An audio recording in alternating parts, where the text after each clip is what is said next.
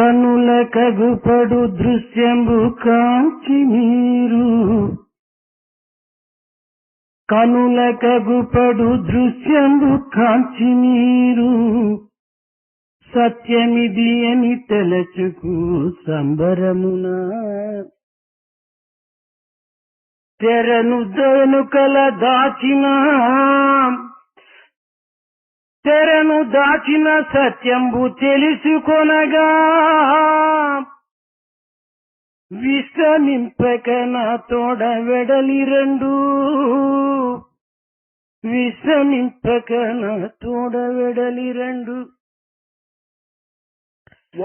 ఆత్మస్వరూపులైన విద్యార్థులారా, సర్వత్రా వ్యాపించినటువంటి పరమాత్మను, సర్వత్రా ప్రకాశించినటువంటి పరమాత్మను ఎక్కడని వెతుకుటకు మీరు ప్రయత్నించరు అనగా తమయందు తమ చుట్టూ సర్వత్రా ఉన్నటువంటి పరమాత్మని వెతుకుటెక్కడ? కన్నులు మూసుకొని ఎంత వెతికినప్పటికీ మనకు ఏమి చిక్కుతుంది?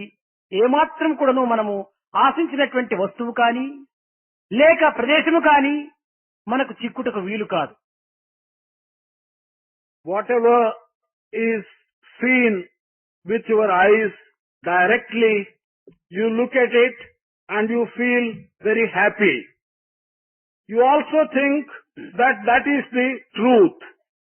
But what is behind the curtain, what is not being seen, that truth, if you really want to understand and find out, do not take rest. Come with me. We should look round the world, then you will see the real truth. Students, how can you find the one who is present everywhere, who is shining at all times with effulgence? He is present in you. He is present around you. He is present in all of you. If you close your eyes and search for what you want to find, how can you find him? జ్ఞాన నేత్రమునకు కప్పబడినటువంటి నేను, నాది అనేటువంటి రెండు రెప్పలను మీరు తెరిచి చూచినప్పుడు సర్వత్రా భగవత్ స్వరూపమే మీకు గోచరించును. The one that is covering the eye, your eye of wisdom, and that is the lids that are closing your eye of wisdom are in the shape of mine and me, I and mine. If only you can open these two lids, then you will see the real truth in the world. అయితే అట్టి ప్రయత్నమునకు పూనుకున్నటువంటి వారు ఎటువంటి వారు, అట్టి తెగలు ఎన్ని ఉన్నవి అని కూడాను మనం విచారణ సల్పవలసినటువంటిది. We have also made an enquiry in that context to find out who are the people who are attempting to get this vision and how many are there such people. విషయ సంబంధమైనటువంటి ఈ జగత్తునందు దుఃఖము కలిగినప్పుడు దుఃఖించటం, ఆనందము కలిగినప్పుడు సంతోషించటం, ఇది ఇట్టి స్థితిని అనుభవించేటువంటి వ్యక్తి కేవలము ఇనుముతో సమానమైనటువంటి వ్యక్తి. In this world which is full of sensory desires, an individual who feels sorry when he is in the midst of troubles, who feels happy when he is in the midst of pleasure, such an individual is like a piece of iron. అనగా నిప్పునందు వేసినప్పుడు మెత్తబడి ఎర్రబడి తన యొక్క రూపమును మార్చుకుంటుంది ఇనుము. తిరిగి నిప్పు నుంచి వేరు తీసినప్పుడు గట్టిపడి నల్ల రూపమును ధరించి తన యొక్క ఆకారమును అనుభవిస్తుంది. This means if you take a piece of iron and put it in fire, it becomes soft, it becomes red, it loses its intrinsic character. When you take it out of fire, it again becomes hard, it becomes black, it gets back its original character. ఇట్టి ఇనుము స్వభావం కలిగినటువంటి వ్యక్తి అధముడని చెప్పవచ్చు. An individual who has got these features which are characteristic of iron, we can class him as the lowest kind. ఇంకా దుఃఖమునందు కూడాను ఆనందమునే స్మరించి అనుభవించేటువంటి వాడు కేవలము ఒక బంగారు స్వభావం కలిగినటువంటి వాడని చెప్పవచ్చు.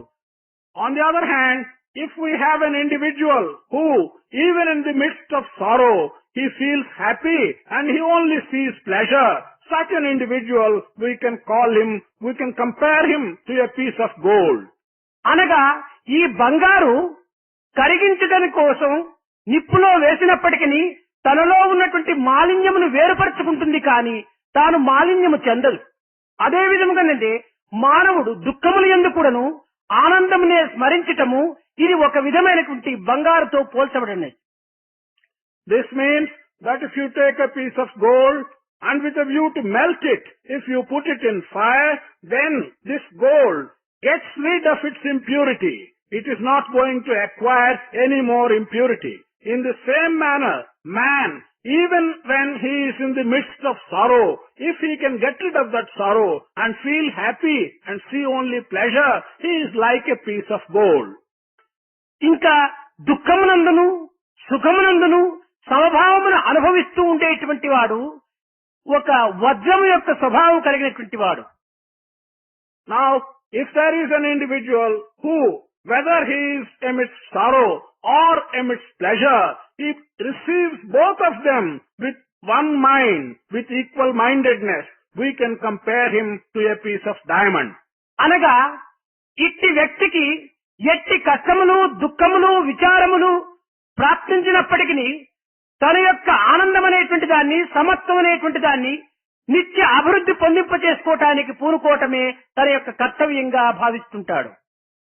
This means that this individual, whatever sorrows he may face, whatever troubles may come to him, whatever difficulties may come to him, he is always developing his equal mindedness and he will promote his own ananda. వజ్రమును మనము ఎన్ని రకములుగా కోతలు చేయడానికి ప్రయత్నం చేసినప్పటికీ కోతలు అధికమవుకు కొలది వజ్రము యొక్క విలువ అధికమే అవుతుంటాది కానీ దాని యొక్క విలువ తగ్గడానికి వీలు కాదు. In the case of diamond, we may try to cut it in so many different ways.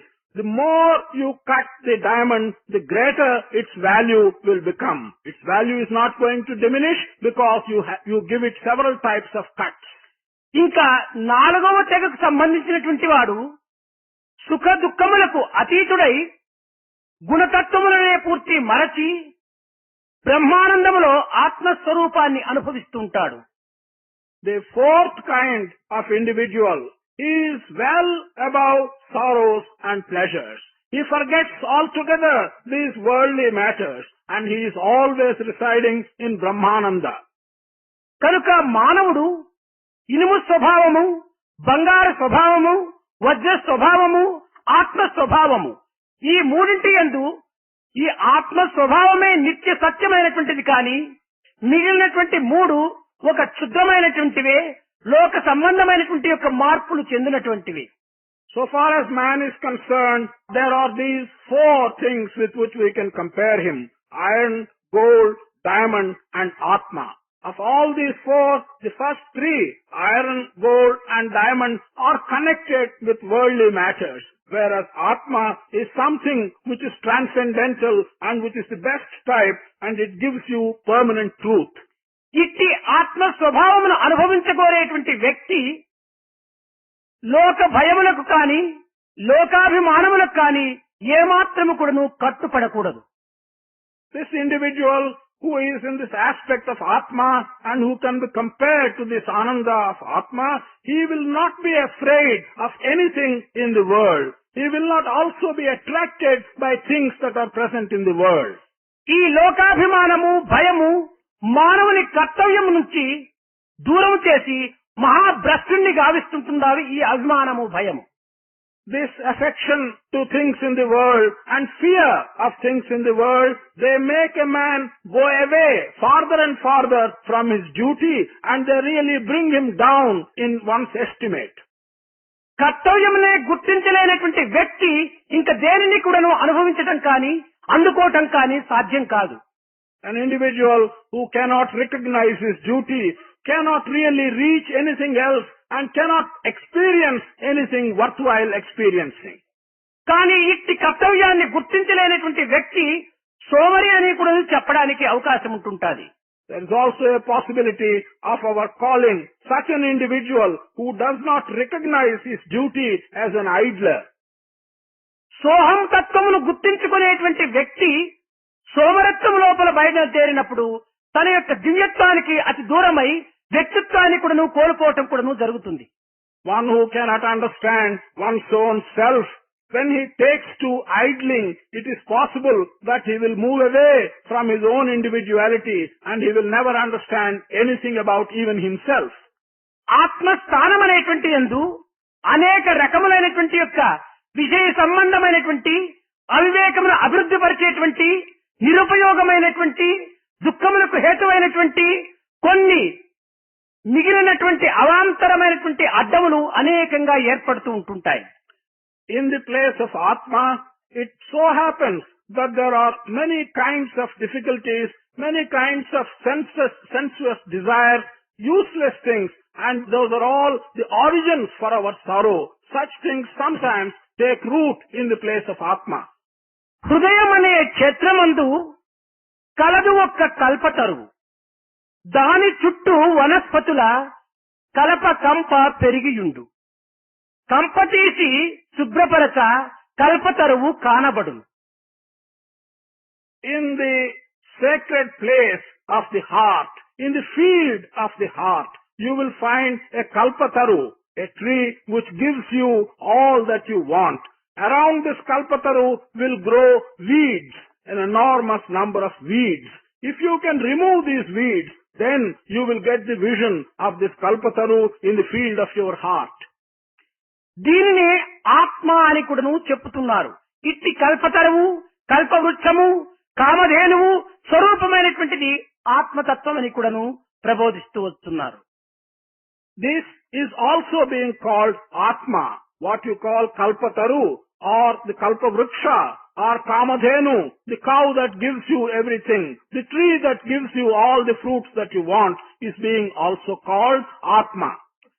ఇట్టి పవిత్రమైనటువంటి ఆత్మతత్వాన్ని అనుభవించడం కోసమని కొన్ని రకములైనటువంటి కర్మలు ధర్మాంగములుగా నిలిచి తద్వారా మన యొక్క దివ్యత్వానికి కూడాను కొంత అభివృద్ధి పరిచేటువంటివిగా కూడాను మనము సహాయం చేసుకోవాలి.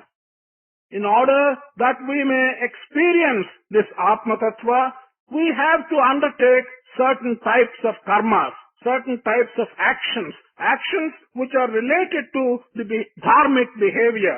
This will enable us to have the vision of the divine. అయితే కర్మలన్నీ కూడాను ధర్మాంగములని కూడాను కొంతమంది చెప్పటం కద్దు. But some people say that these are all the elements or the organs of dharma. కానీ అన్ని కర్మలు కూడాను ధర్మాంగములు కానేరవు. But all kinds of karma cannot be the organs of dharma. మరికొంతమంది సాత్వికమైనటువంటి కర్మలు, నివృత్తికి సంబంధించినటువంటి కర్మలు ధర్మాంగములని చెప్పటం కూడాను కద్దు. But others also say that only that kind of karma or work which is sattvic or which relates to nivrutti, such kind of karma alone represents the organs of dharma. ఈ విధమైనటువంటి సాత్విక కర్మలు, నివృత్తికి సంబంధించినటువంటి యొక్క కర్మలు ధర్మాంగములు అనేటువంటి రీతిగా మనం చెప్పబడటం చేత మనము అనేక రకములైనటువంటి యొక్క కర్మలు మనం ఆచరిస్తూ ఉంటుంటాం. ఒక వ్యక్తిని దయతో చూడటం కానీ, లేక యుద్ధమునందు దేశములకు శత్రువులైనటువంటి వారిని సంహరించడం కానీ ఒక కర్మల కిందనే లెక్కబడుతుంది. కానీ ఇవి కూడాను ధర్మములనే చెప్పవచ్చు కదా. Since we are told that the kind of karma which is either sattvic or which is related not so much to worldly matters, nivrutti, such karma, they tell us, are organs of dharma. But we also regard sometimes we may be kind to an individual. We even kill the enemies in a fight or in a battle. These are also karmas. We have to call them karmas. ధర్మ కర్మములకు ఆధారమైనటువంటి దేహమును రక్షించుకునే నిమిత్తము, పోషించుకునే నిమిత్తము, ఆ దేహ సంబంధమైనటువంటి యొక్క వాంఛలను అనుభవించుకునేటువంటి విషయం వాంఛల యొక్క సంబంధము, ఇవి కూడాను ఒక కర్మలే కనుక ఇవి కూడాను ధర్మాంగములని చెప్పడానికి వీలవుతుందా? In order to protect the body. The body, after all, is responsible for all the karmas. Therefore, to protect this body, to keep it up in good health, and the body is responsible for karmas, but the body is also doing certain things, certain work in order to fulfill our sensuous desires. Can we call this kind of work, this kind of karma in which the body is engaged also as organs of dharma? కానీ ఇవి సత్యధర్మమును గుర్తించలేనటువంటి యొక్క భౌతిక వాంఛనే ఆశించేటువంటి వ్యక్తులు దీనిని సత్యములని చెప్పితే చెప్పవచ్చును, కానీ ఇవి సత్యములు కానేరవు, ఇవి ధర్మ అంగములు కానేరవు. Only individuals and people who cannot recognize what truly is the organ of dharma, such people may call such work as being organs of dharma, but in reality they cannot be the organs of dharma. స్వార్థమును విషయవాసను మనసు నుండి వేరు చేసి తాను ఆచరించేటువంటి కర్మలు ఇవి ధర్మాంగములని చెప్పడానికి వీలవుతుంది. It is only when you remove selfishness and various kinds of desires from your own heart and mind and then do the work, they can be told to be the components of dharma. ఇట్టి వాసనలను త్యాగము అనగా కొన్ని రకములైనటువంటి యొక్క స్వార్థమును త్యాగము చేసి చేసేటువంటి యొక్క కర్మలు ఇవి ధర్మాంగములని చెప్పడమే కాకుండా ఇది ధర్మమునందు కూడాను తన యొక్క దివ్యత్వమును కొంత ప్రకటింపచేయటమే కాకుండా మానవుని ఒక విధమైనటువంటి ఉన్నత స్థాయిని కూడాను కొనిపోవటానికి సంసిద్ధమై ఉంటుంటాడు. The kind of work where one completely eschews or sacrifices his selfishness and his desire to fulfill his sensuous wishes, that kind of work which constitutes the components of dharma or the organs of dharma, we can regard them as fulfilling the divine dharma. Not only that, they will also take man to a high and sacred place. మనము ఒక చిన్న ఉదాహరణ తీసుకోవచ్చును. We can take a small example for this. దీపములకు దహించటము, వెలుతురు చూపించటము, గాలి వస్తే ఆరిపోవటము, నీరు తగిలితే చిటపటమని రోగటము, పొగను వెదజమ్మటము, ఇవి ఆ దీపములకు కొన్ని లక్షణములు ఉండవచ్చును, గుణములని చెప్పవచ్చు. If we take a lamp, that lamp has got so many qualities or so many attributes. It can burn, it can give light. When there is breeze, it flutters. If you put some water on it, that little lamp may get extinguished. It will also give smoke. These various things can be said to be the qualities or attributes of a flame. అయితే ఆ జ్యోతి యొక్క వెలుతురు సర్వులకు సమానంగానే అందిస్తూ ఉంటుంటాది. వెలుతురునందు మాత్రము సమత్వం ఉంటుండాలి, దీపమునందు మాత్రం అనేక గుణములు ఉండవచ్చు. But the light that comes from this flame is being received equally by everyone. Although there are so many different qualities and attributes for this flame, the light is something which is handed over equally to everyone. అదే విధముగానే ధర్మము సర్వులకు, సర్వకాలములకు, సర్వ ప్రదేశములకు కూడాను ఒకే సమత్వం అనేటువంటి దానిని అందించినప్పటికీ కొన్ని దేశములకు, కొన్ని కాలములకు, కొన్ని రకములైనటువంటి యొక్క పాత్రలకు కూడాను కొన్ని రకములైనటువంటి కర్మలుగా విభజించడం కూడాను జరుగుతుంటాది. In the same manner, although dharma hands in with no distinction whatever it wants to give to all people and to all countries, we should recognize that some parts of it are appropriate to certain times, to certain countries, to certain individuals. అయితే ఈ ధర్మములు ప్రవృత్తికి సంబంధించినవా లేక నివృత్తికి సంబంధించినవా అనేటువంటి విషయాన్ని కూడాను మనం తెలుసుకోవాలి. Then, in that context, we have to find out whether these dharmas relate to the worldly matters, what we see around us, or do they relate to matters which are spiritual and do not relate to the ordinary world. బుద్ధి నివృత్తి స్వభావం కలిగినటువంటిది. దేహము, ప్రాణము, ఇంద్రియములు ఇవి అన్నీ కూడాను ప్రవృత్తికి ఆటపట్టైనటువంటివి. Our intelligence is related to matters which are spiritual. our body, our life, and our sensory organs are related to worldly issues.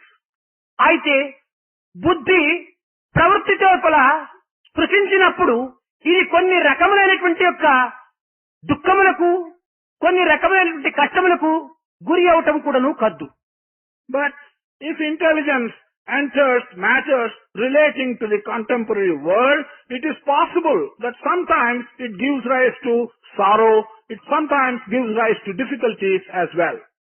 అయితే బుద్ధి సాక్షి రూపుడై దైవం యొక్క దూతగా మారటం అవసరం కానీ ఈ ప్రవృత్తితో చేరుకొని తన యొక్క దుఃఖములకు తాను గురి కావటము ఇది సహజ లక్షణం కానేరదు బుద్ధికి. Intelligence should, if it is to follow its natural instincts, be only a witness of all that is happening in this world. It should be a messenger of God. But to be associated with all that is happening in this world and to suffer, that should not be the nature of intelligence. బుద్ధి నిర్లిప్త స్థితి యందు ఉండవాలి. Intelligence must be in a state in which it is not affected by the surroundings. అట్టి నిర్లిప్త స్థితియే బుద్ధిగా ఉండటం చేత దానినే నివృత్తి అని చెప్పడానికి వీలవుతుంది. If the intelligence is in such a state which is not affected by its surroundings, then we can associate it with nivrutti or matters not connected with the world. ఇక్కడ కర్మ త్యాగము నివృత్తి కానేరదు, కామ త్యాగమే నివృత్తి అవుతుంది. Here, to sacrifice work that cannot become spiritual, but to sacrifice the desire, one's desire, give up one's desire, that will be associated with spiritual aspects. అయితే అనేక మంది భగవద్గీతను పురస్కరించుకొని అందులో ఉన్నటువంటి యథార్థంను గుర్తించుకొనలేక కర్మ ఫల త్యాగము చేయమని చెప్పని భగవద్గీత ప్రబోధిస్తుంటే అసలు కర్మ చేయటం వల్ల ఎట్టి ఫలితమైనా కూడాను రావచ్చును కదా, కర్మనే చేయకుండా ఉందామనేటువంటి యొక్క భావముతో అనేక మంది కర్మత్యాగమును కూడాను పూనుకోవటానికి సిద్ధులై ఉంటుంటారు. But many people, taking their views after what has been said in Bhagavad Gita, but not understanding the truth that is stated in Bhagavad Gita, they refer to what is called karma phala tyaga. That is, you have to sacrifice the results of any work that you do. And they argue that if we have to sacrifice the results of any work that we do, we can just as well not do any work. And they say that to give up, sacrifice doing all work is taught in Bhagavad Gita. అయితే వారి యొక్క భ్రమయందు కర్మను మేము త్యాగం చేస్తున్నామని భ్రమించవచ్చునే కాని కర్మను త్యాగం చేసి లోకమునందు క్షణమైనా నివసించడానికి వీలు కాదు మానవుడు. In their illusory thought, they may think that they are sacrificing or giving up all work. But this is not so. No one can live in this world by giving up all work. కాయము కర్మ నిమిత్తమై ఏర్పడినటువంటిది కనుక కర్మలు ఆచరించే తీరవలను. అనగా నీకు అట్టి పవిత్రమైనటువంటి భావమును నీ చిత్తములో ఉద్రేకపరిచినప్పుడు సత్కర్మల యందు, పవిత్రమైనటువంటి ఫలత్యాగమైనటువంటి కర్మల యందు నీ యొక్క దేహమును ఇమిడ్చి తద్వారా నీ యొక్క జన్మ సార్థకం గావించుకునేటువంటి ప్రయత్నానికి పూనుకోవచ్చు. The body has been created for doing work. Therefore, everyone must perform work. There is no escape from that. But in doing that work, if your mind is sacred, then you will take to good work, and it is possible to make the body do good work and not care for the results of that work. This is possible. అయితే మరీ కొంతమంది కొంత బలహీనుడైనటువంటి వారు దేహ త్యాగమునకు కూడాను సంసిద్ధులైపోతుంటారు భక్తి భావమునందు. ఇది దేహ త్యాగమునకు సంసిద్ధులయ్యేటువంటిది కేవలము క్షుద్రత్యాగమే కాని ఇది నివృత్తికి ఏమాత్రం కూడాను సంబంధించదు. Others, some people who are weak-minded, sometimes they prepare themselves to sacrifice their body even in their devotion. This kind of sacrifice, wanting to sacrifice the body, is a very poor type of sacrifice, and it cannot lead you to knowledge of spiritual matters. బుద్ధి యొక్క నిర్లిప్తతను మాత్రమే నీవు అభివృద్ధి పరచుకోవటానికి తగినటువంటి ప్రయత్నం చెయ్యాలి. దేశము యొక్క త్యాగం వల్ల పునర్జన్మం అనేటువంటిది కూడాను మనకు తిరిగి రావచ్చును. You must only attempt to make your intelligence Take a nirlipta position, a position in which it is not affected by the surroundings. On the other hand, if you want to sacrifice your body, it may so happen that you will again be reborn with another body. మానవులకు జీవ ప్రజ్ఞ, ఈశ్వర ప్రజ్ఞ, ఆత్మ ప్రజ్ఞ అని 3 ప్రజ్ఞలు ఉంటుంటాయి. Man has got 3 kinds of capacity, 3 kinds of knowledge. Jiva, Ishvara and Atma. These are the 3 different prajnas he has got. జీవ ప్రజ్ఞ తనను తానే బంధించడానికి పూనుకుంటుంది. Jiva prajna, the first one, tries to bind himself. ఈశ్వర ప్రజ్ఞ ఇతరులను బంధించడానికి పూనుకుంటుంది. This Ishvara prajna, it tries to bind others. ఆత్మ ప్రజ్ఞ బంధ విముక్తిని అందిస్తుంది. The Atma prajna gives you liberation or freedom from all bondage. కనుక ఆత్మ ప్రజ్ఞను మనం అందుకోవటానికి తగినటువంటి ప్రయత్నం సల్పాలి కానీ, ఈశ్వర ప్రజ్ఞ కానీ లేక జీవ ప్రజ్ఞ కానీ కొంతవరకు మనకో పరులకో ఏదో ఒక విధమైనటువంటి బంధ కారణమే కానీ ఇది మోక్ష కారణం కానేరం. Therefore, we must try and acquire Atma prajna. If on the other hand, you try and acquire either Ishvara prajna or Jiva prajna, it will result in bondage either for ourselves or for others. It cannot be the source for your liberation. అయితే ఈ ఈశ్వర ప్రజ్ఞకు ఆత్మ ప్రజ్ఞకు ఉన్నటువంటి యొక్క భేదం ఏమిటి అనేటువంటి దాన్ని కూడా మనం కొంత ఆలోచించాలి. We should also consider and find out what is the difference between Ishvara prajna and Atma prajna. ఇక్కడ నేను జ్ఞానము వేరు అనేటువంటి యొక్క భావము వ్యక్తులకు వస్తూ కద్దు. Here it is customary that you get a distinct dual feeling of I and wisdom as if those two are separate. నేను వేరు జ్ఞానం వేరు అని అనుకోవటం లోపల ఈ రెండింటికి మధ్య ఏదో ఒక విధమైనటువంటి సంబంధం అనే పరిచేటువంటి యొక్క తత్వం అక్కడ చేరి ఉంటుంటాది. The feeling that I is on one hand something and wisdom or jnana on the other hand is something else, that implies that in between the two there is something which should establish the connection between you and jnana. నేను అన్నటువంటి దానికి జ్ఞానము అన్నటువంటి దానికి మధ్య ఒక పదార్థమే లేకపోతే జ్ఞానం వేరు నేను వేరు అనడానికి వీలే కాదు. If there is no connection, if there is nothing between these two, that is I and jnana, then it is not possible for you to talk of two distinct things, I and jnana. ఈ యొక్క అగోచరమైనటువంటి యొక్క ఈ శక్తిని జ్ఞేయము అని చెప్పుతుంటారు. This indiscernible power, this indiscernible connection between I, the individual, and jnana, the wisdom, this has been referred to by the name Jnaya. ఈ జ్ఞేయము అనేటువంటిది మధ్యలో అడ్డు ఉండటం చేతనే జ్ఞానము వేరు తాను వేరుగా తనకు గోచరిస్తూ ఉంటుండాలి. Because this indiscernible Jnaya is between the ultimate knowledge, jnana, and I. This is the reason why you feel that I and jnana are two distinct things. ఈ జ్ఞేయము వెళ్ళినా జ్ఞేయము పోయిన తక్షణమే ఇంకా ఏకాంతవాసం తనకు ఏర్పడుతుంది. The moment this jnaya is removed, then the oneness, the feeling of oneness comes to you. కనుక జ్ఞాత, జ్ఞేయము, జ్ఞానము ఈ మూడింటి యొక్క ఏకత్వానికి జ్ఞేయమే ఆధారము అన్నారు.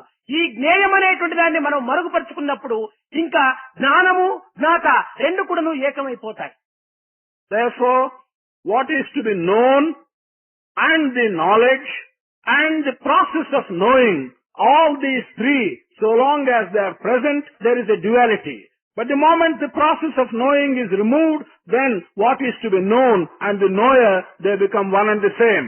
ఈ జ్ఞేయం అనేటువంటిది ఏమిటి అంటే నేను అనేటువంటి మానవత్వాన్ని మరిపించి జ్ఞానము అనేటువంటి దాని లోపల లీనమొనరింప చేస్తుంది.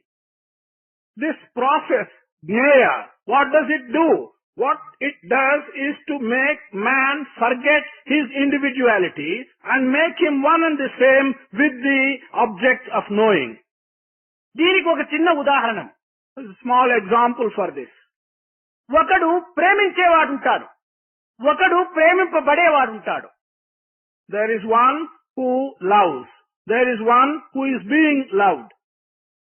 కానీ ప్రేమించేవానికి ప్రేమింపబడేవానికి మధ్యలో ప్రేమ లేకపోతే ఈ రెండింటి యొక్క తత్వము ఏకం కాదు. The one who loves and the one who is being loved, between them there should be the act of love. If there is no act of love between these two, there is no connection at all.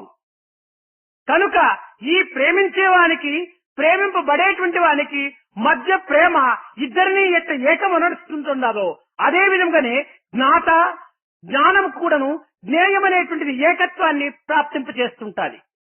Just as this act of love coming in between the individual who loves and the individual who is being loved and brings them together, so also this process, jnaya, that brings together and makes one the one that is being known and the one that wants to know.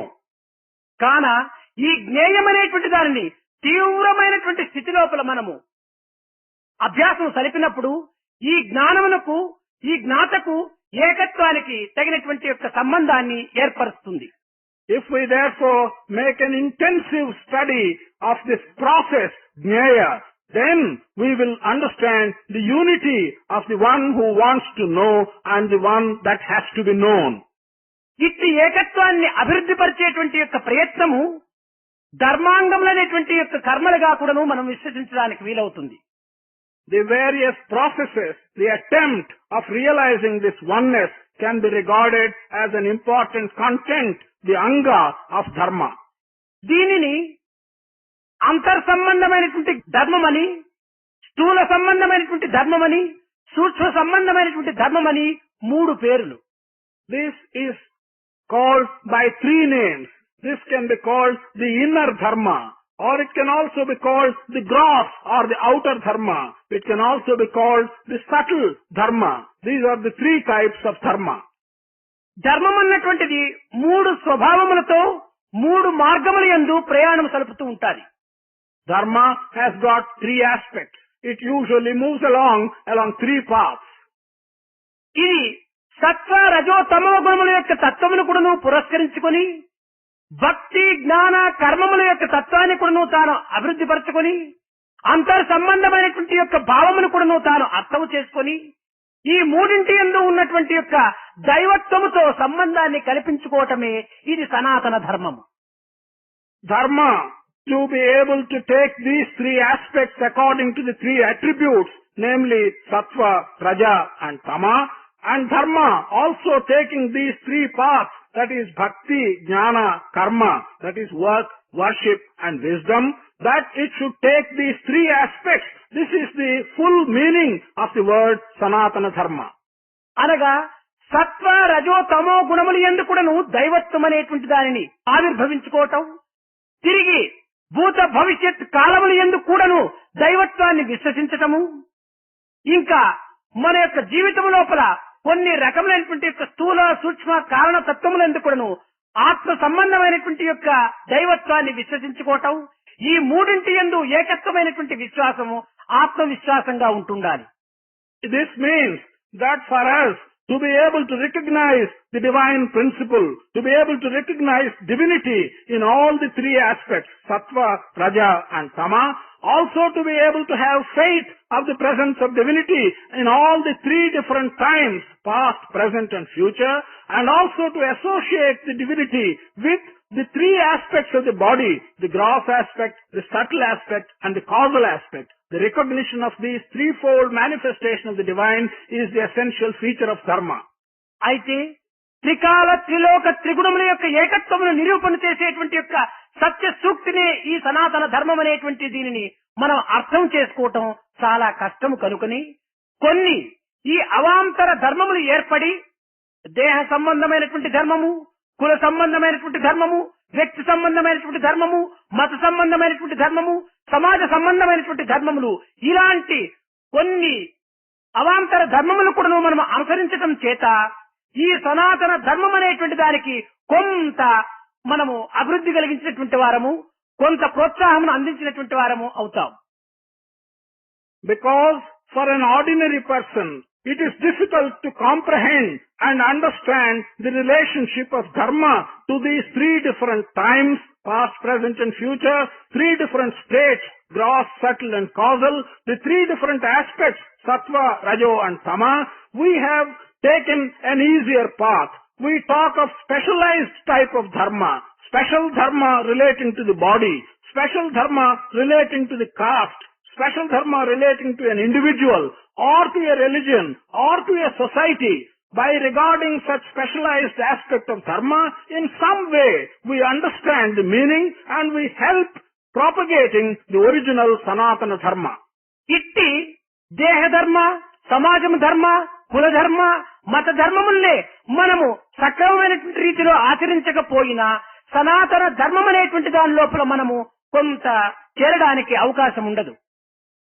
If we do not follow and respect these specialized forms of dharma, dharma relating to the caste, dharma relating to the individual or our religion or our society, without doing this, if we do not care for it, it will not be possible for us to recognize or enter the Sanatana dharma.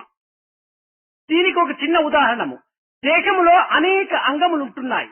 ఈ అన్ని అంగముల యొక్క క్షేమము దేహక్షేమం అని చెప్పడానికి వీలవుతుంది. కానీ ఈ దేహములో ఏ అంగమైనా కొన్ని రకములైనటువంటి యొక్క బాధలకో, కష్టములకో లేక పతనములకో గురి అయినప్పుడు ఈ దేహము యొక్క క్షేమము అంత సుక్షేమం అనేది చెప్పడానికి వీలు కాదు. There is a small example for this. Our body consists of so many different organs and limbs. Only when all these organs are in a good condition, we can then conclude that the body is prosperous and is in a good condition. But if one or more of these organs is not in a good condition and is bad, we cannot say that the body in its entirety is well and good.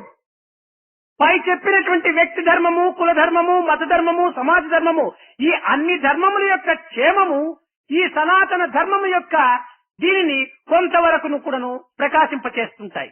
In the same way, these individual dharmas relating to the body, caste, individual, religion and society, these things like the organs of the body enable the total Sanatana dharma to shine and be healthy. దీనికి ఒక చిన్న కథ ఉంది. There is a story for this. 5-6 మంది గుడ్డి వారందరూ చేరి ఒక ఏనుగు దగ్గరికి వెళ్లారు.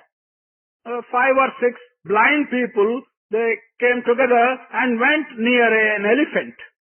కానీ ఒకడు వెళ్ళినాడు, తన పొట్టనంతా తరుముతూ చూస్తున్నాడు.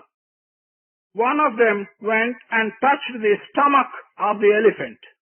ఆ పొట్టనంతా కూడా చక్కగా తాను తరిమి చూసిన తరువాత ఒకరు వచ్చి ప్రశ్నించినప్పుడు, అయ్యా ఏనుగు ఎట్లా ఉందంటే పెద్ద గోడ వలె ఉంటుండాలి అని అతను చెప్పాడు. After nicely feeling the whole stomach of the elephant, when someone came and asked him, how does an elephant look? He said, yes, it's like a big wall. సరే, మరొక గుడ్డివాడు వచ్చాడు, ఆ చెవును పట్టి బాగా తరిమి చూచాడు. Another blind person came and he touched all over the ear of the elephant. కానీ ఏనుగు ఎట్లా ఉందని తాను ఇంకొకరు ప్రశ్నించినప్పుడు, ఏనుగు ఒక చేట వలె ఉంటుండాలి, విసునకర్ర వలె ఉంటుండాలి అని తాను వర్ణించాడు. When someone came and asked him, how is the elephant? He said, yes, elephant is like a big fan. మరొకడు తన కాలును పట్టి చక్కగా తరిమి చూచాడు. Another touched the leg of the elephant and got a feel for it. సరే, అతన్ని ప్రశ్నించినప్పుడు ఈ ఏనుగు పెద్ద స్తంభము వలె ఉంటుండాలి అని వర్ణించాడు. When he was asked, he described the elephant by saying the elephant is like a big pillar. మరొకడు పోయాడు, తోక బట్టి చూచాడు. Another one got hold of the tail and had a feel. Elephant అంటే ఎట్లా ఉంది అంటే అదొక త్రాడు వలె ఉంటుండాలి ఏనుగా అన్నాడు. When he was asked, he said the elephant is like a big rope. అయితే తాము పట్టినటువంటి అంగమును వర్ణించడము, వారు చెప్పటము అది కరెక్టే, అనగా సరైనటువంటిదే. అయితే ఈ అంగములు అన్నీ చేరినటువంటిదే ఏనుగు, కానీ వారు పట్టినటువంటి అంగము మాత్రమే ఏనుగు కాదు. To the extent to which the description of the elephant has been given in terms of the particular organ which each individual had felt, that is correct. But the elephant is not like any one of those organs. The elephant is the totality of all these organs felt by each of these people. ఈనాడు మన భారతదేశం నందు కూడాను ఈ గుడ్డివారు ఏనుగును పట్టి ఒక్కొక్క అంగమును వర్ణించినట్టుగానే అనేక మంది అనేక రకమైనటువంటి విశ్వస్వరూపమైనటువంటి యొక్క సనాతన ధర్మం అనేటువంటి ఏనుగును పట్టుకొని వారు పట్టుకున్న అంగాలను మాత్రమే వర్ణిస్తూ వెళ్తున్నారు. In the same manner, in our Bharat, many blind people are touching some portion or other of this tremendously wide Sanatana Dharma, and they are describing Sanatana Dharma as if it consists only of that particular limb or aspect which they know and they are feeling. అనగా వైదిక మతం వారు ఒక భాగమును పట్టుకొని ఈ ధర్మం ఇట్టిది అని వారు వర్ణిస్తూ ఉంటున్నారు. జైన మతం వారు ఒక అంగమును పట్టుకొని ఈ ధర్మం ఇట్టిది అని వారు వర్ణిస్తున్నారు. బౌద్ధ మతం అనేటువంటిది ఒక అంగమును పట్టుకొని దాని ధర్మం గురించి వారు వర్ణిస్తుంటున్నారు. ఇస్లాం మతం ఒక అంగమును పట్టుకొని వారి ధర్మం ఇట్టిది అని వర్ణిస్తున్నారు. క్రైస్తవులంతా ఒక అంగమును పట్టుకొని వారు మరొక ధర్మంగా వర్ణిస్తుంటున్నారు. ఈ యొక్క క్రిస్టియన్స్ కానీ, ముస్లింలు కానీ, హిందువులు కానీ, జైనులు కానీ, బౌద్ధులు కానీ, పారసీలు కానీ అందరూ చేరి ఒక్క సనాతన ధర్మం అనేటువంటి స్వరూపాన్ని పట్టుకొని ఒక్కొక్క అంగమును మాత్రమే వర్ణిస్తున్నారు. కానీ ఈ సర్వ మతముల వారు కూడాను సంపూర్ణమైనటువంటి ఏనుగు స్వరూపాన్ని ఎవరూ చూడలేదు. Those who follow the religion of the Vedas, they have taken one aspect of Sanatana Dharma and they are describing that according to their light. Similarly, those who follow Jainism, they are taking one other aspect and they are describing it according to their light.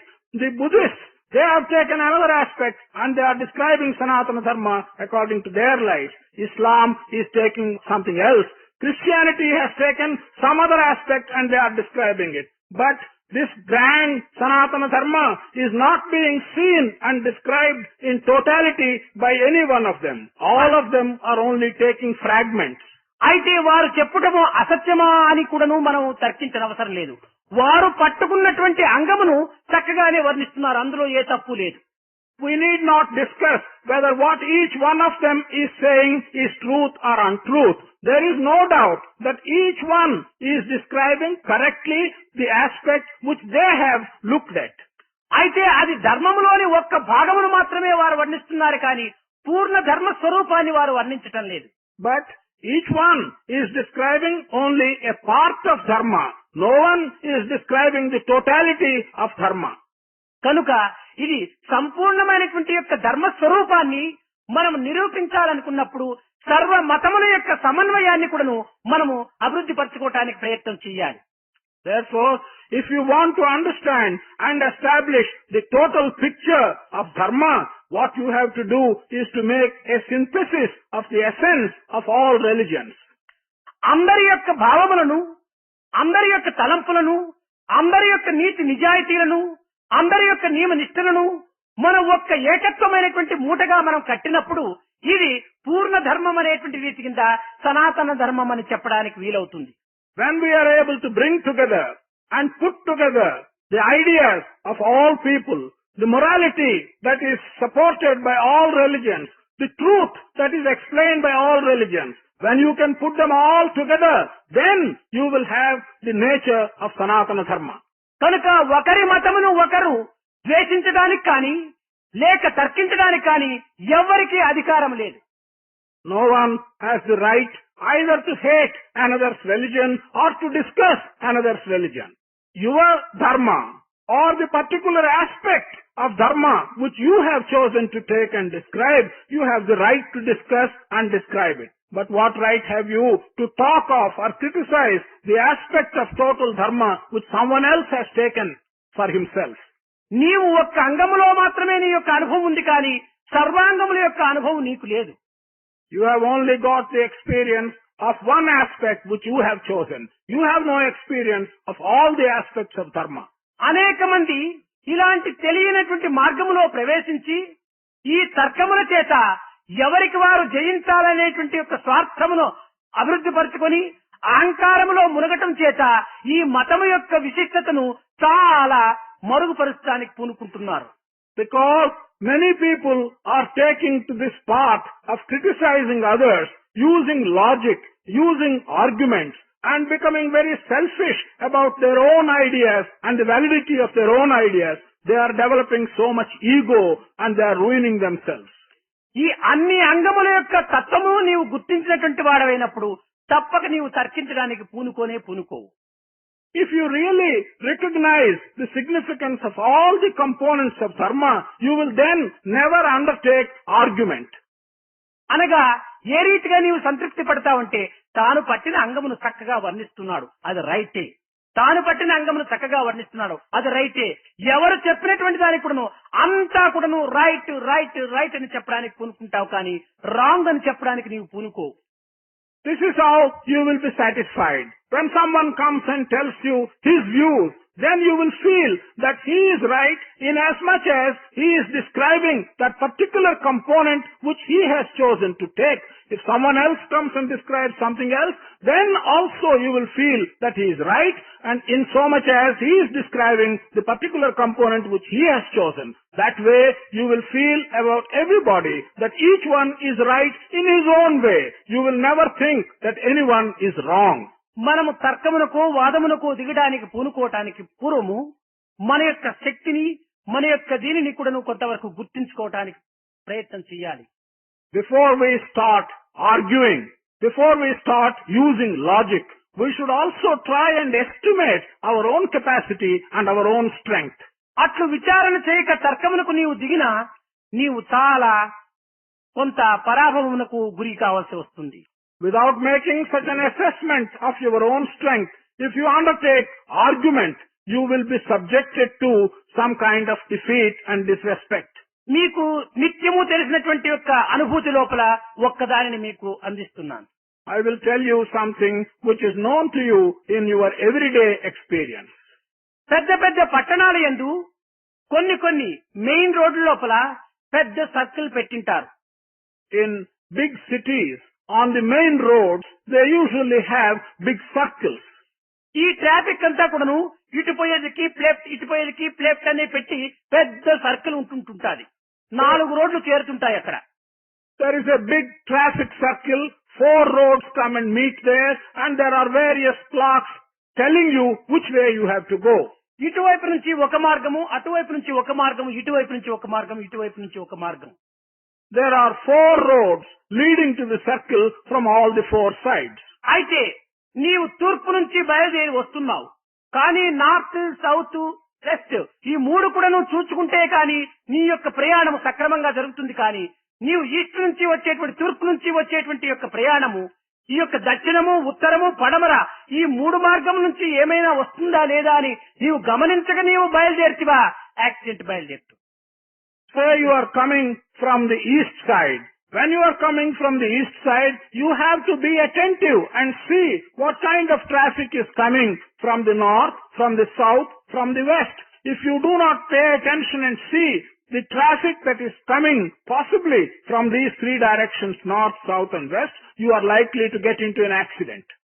కనుక ఈ 3 మార్గములు కూడాను మనం చక్కగా గుర్తించినప్పుడే ఈ 4వ మార్గములో ప్రయాణం చేసేటువంటి మనకు కొంత క్షేమం కలగవచ్చునే. కానీ ఈ మిగిలినటువంటి 3 మార్గములు కూడాను మనం గుర్తించక ఆ యొక్క మార్గములు ఏవి ఖాళీగా ఉన్నదా లేదా అని మనం విచారించక కన్నులు మూసుకొని మనం బయలుదేరిందామంటే మనకే ప్రమాదం.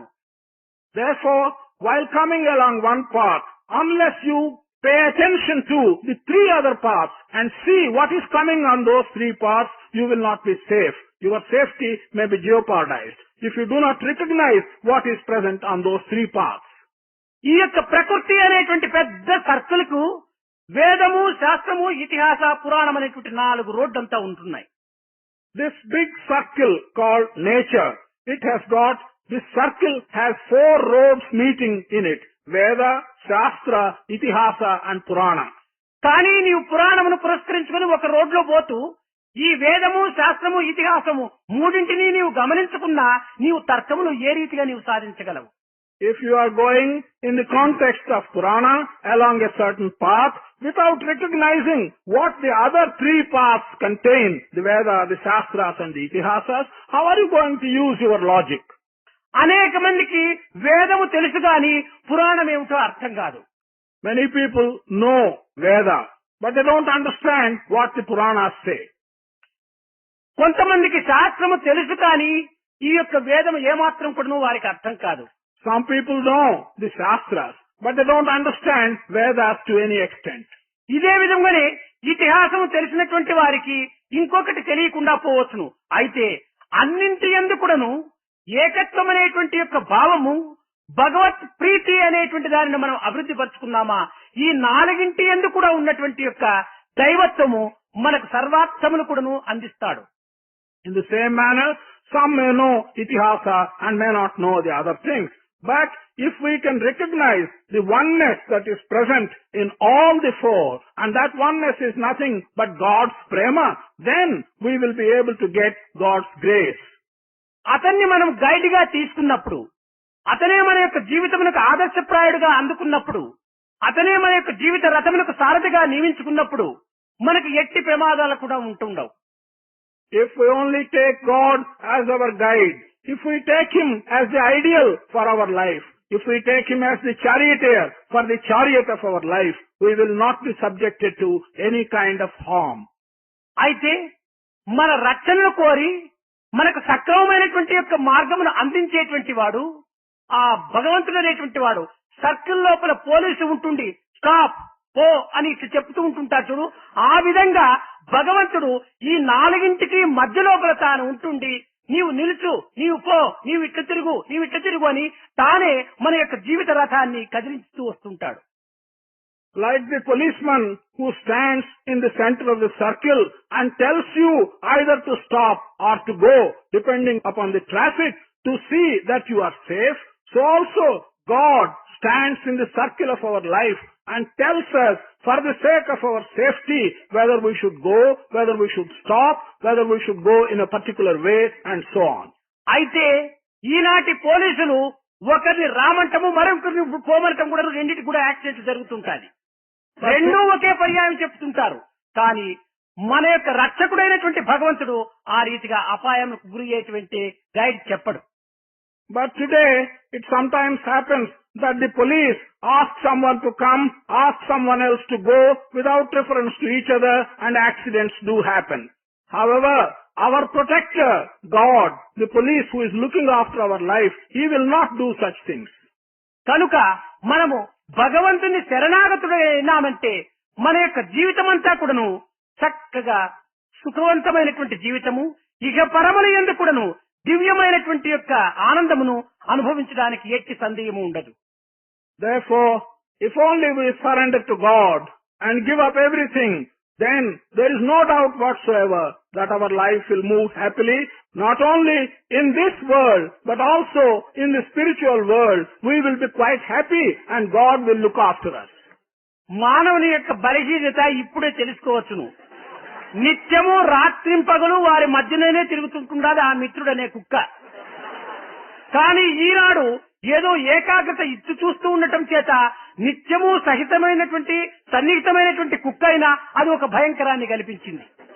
అదే విధముగానే మనకు కొన్ని రకములైనటువంటి యొక్క నిత్య సన్నిహితమైనటువంటి భావములు కూడాను ఒక్కొక్క పర్యాయము దైవ చింతనకు ఒక ప్రతిబంధకాలను కూడా కల్పిస్తుంటాయి. Man's weakness has become apparent just now. This dog who has been our friend, who is moving amidst us every day, but today, at the time when we are concentrating on something else, it has surprised and shocked us. In the same way, sometimes even things which are quite close to us can disturb us when we are concentrating on matters relating to God.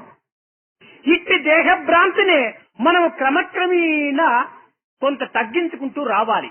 అప్పుడే మనకు దైవ భ్రాంతి అనేటువంటిది మనకు కలుగుతుంది.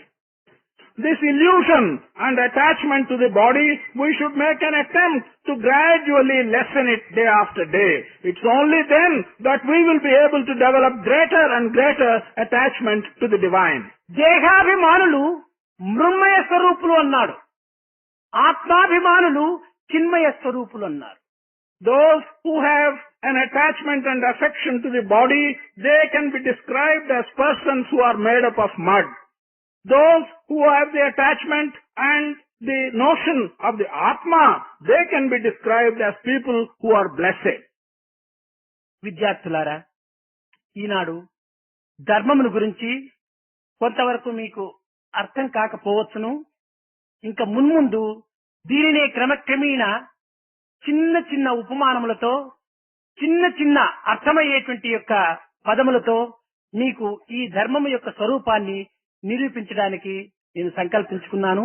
రేపటి దినం కూడాను ఈ ధర్మం యొక్క తత్వాన్ని, ఎందుకనగా ధర్మం అనేటువంటి పదము అనేక మందిని అయోమయ స్థితి లోపల ముంచుతూ ఉంటుండాలి. ఇది అలాంటి భయంకరమైనటువంటిది కానీ, లేక ఇంకొకరికి కొన్ని రకములైనటువంటి కీడును చేకూర్చేటువంటిది కానీ కాదు. సర్వులకు సుఖమును, ఆనందమును, భద్రతను అందించేటువంటి యొక్క ధర్మమును గురించి ఇంత అల్లకల్లోల పడటానికి ఏమాత్రం కూడాను అవకాశం లేదు. Students, you may not today understand the full significance and the meaning of dharma, but I shall endeavor in the next few days to give you small examples, to give you small understandable words, and I want to expound further the meaning of this dharma. Tomorrow also I shall deal with the meaning of the dharma. Some people are very much confused by this word dharma. There is nothing to be afraid of in this word dharma. It deals with your safety, your happiness and your security, and I shall expound this further in the following days. Govind करे गोपाल करे हे गोपी गोप बाला, गोविंद करे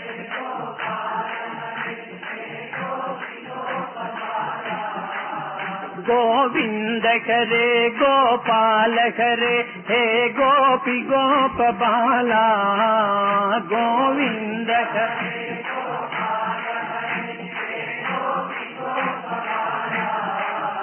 गोविंद करे गोपाल करे हे मुरली गान लोला, गोविंद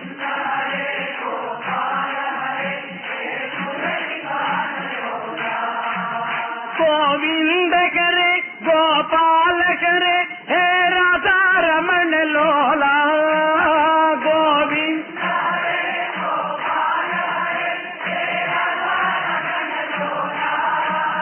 गोविंद करे गोपाल करे गे नंद गोप बाला,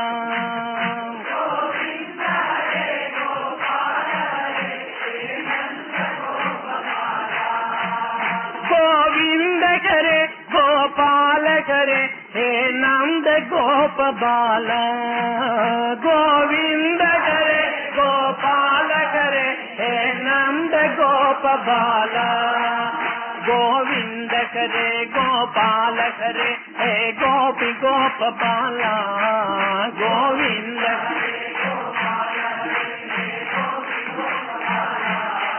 गोविंद करे गोपाल करे हे मुरली गान लोला, गोविंद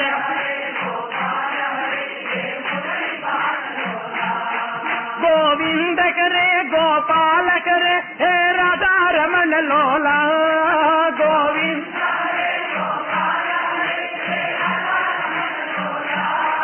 गोविंद करे गोपाल करे गे नंद गोप बाला, गोविंद गोविंद करे गोपाल करे हे गोपी गोप बाला,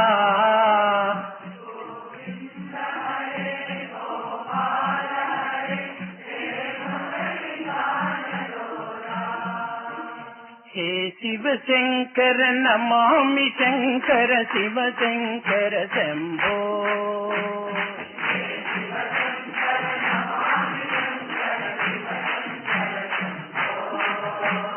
हे शिव शंकर नमामि शंकर शिव शंकर शंभो,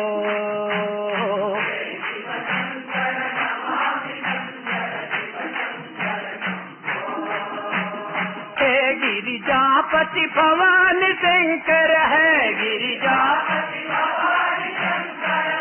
गिरिजापति भवानी शंकर, भवानी शंकर हर भवानी शंकर शिव शंकर शंभो,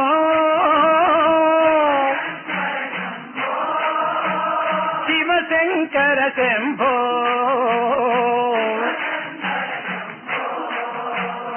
శివ శంకర శంభో శివ శంకర శంభో హే శివ శంకర నమామి శంకర శివ శంకర శంభో హే శివ హే శివ శంకర నమామి శంకర శివ శంకర శంభో హే శివ శంకర हे गिरिजापति भवानी शंकर है गिरिजापति शिव शंकर शंभो शिव शंकर शंभो शिव शंकर शंभो हे शिव शंकर नमामि शंकर शिव शंकर शंभो